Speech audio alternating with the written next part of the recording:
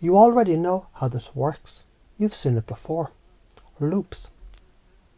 Kids spin in circles till they collapse. Dogs chase their own tails. Humans replay the same damn thoughts like a broken record. I have to be right. They should understand me. I'm not enough. I can't change. These loops are cages disguised as comfort. Like a rocking chair, it gives the illusion of motion. But you're going nowhere. And therapy is the moment someone says, "What if you just stepped off the chair?" I have to be right. Right compared to what? Chess is about right moves. Jazz is about improvisation. Maybe your obsession with being right is just your fear of dancing. They should understand me. Do you demand the mirror to smile before you smile?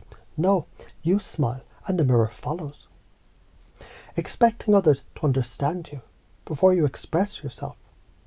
It's like yelling at the echo before you speak. I'm not enough. Enough for who? The desert doesn't apologize for being too dry. The ocean doesn't say sorry for being too deep. Only humans shrink themselves to fit into someone else's leaky bucket. But I can't change. Bullshit.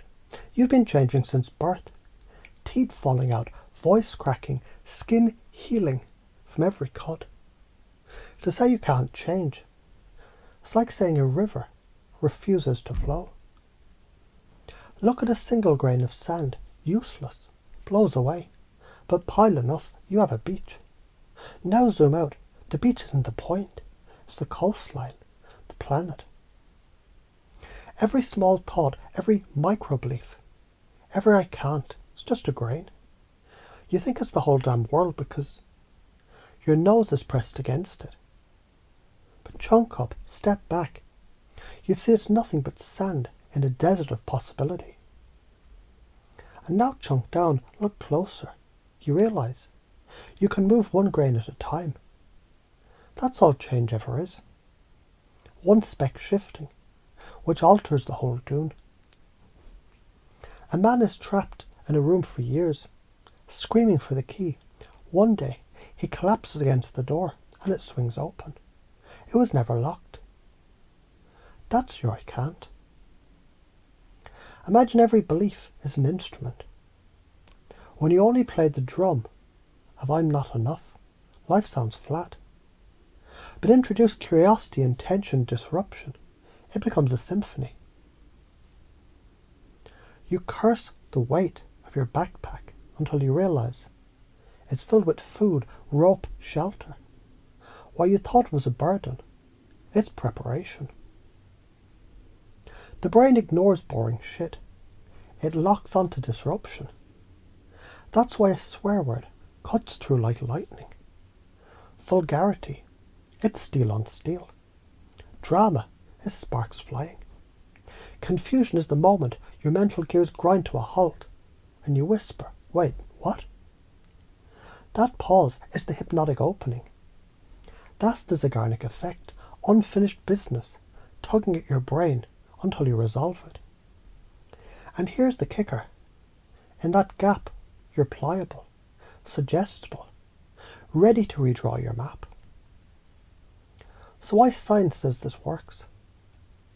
The amygdala lights up with shock. That heightened state, it's stickier memory. Lessons burn in.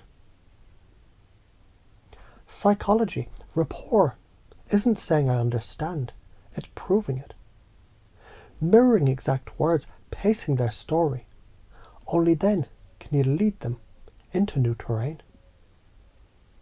Karma doesn't care if you whisper or shout. It cares if you move.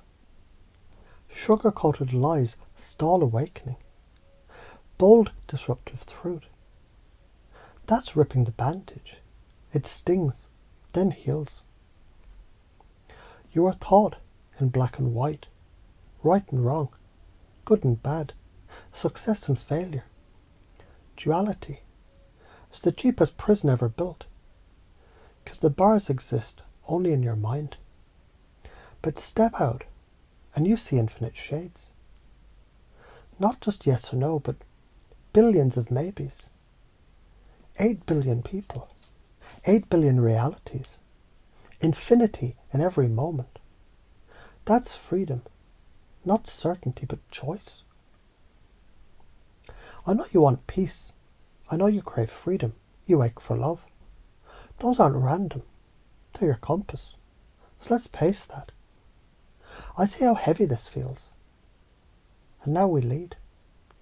What if the weight itself is sculpting the strength that you prayed for? Freedom isn't found by dropping weight. It's built by learning. You can carry more than you imagined. Peace isn't avoiding conflict. It's finding stillness in the storm. Love isn't waiting for others to give it. It's you becoming the well that never runs dry.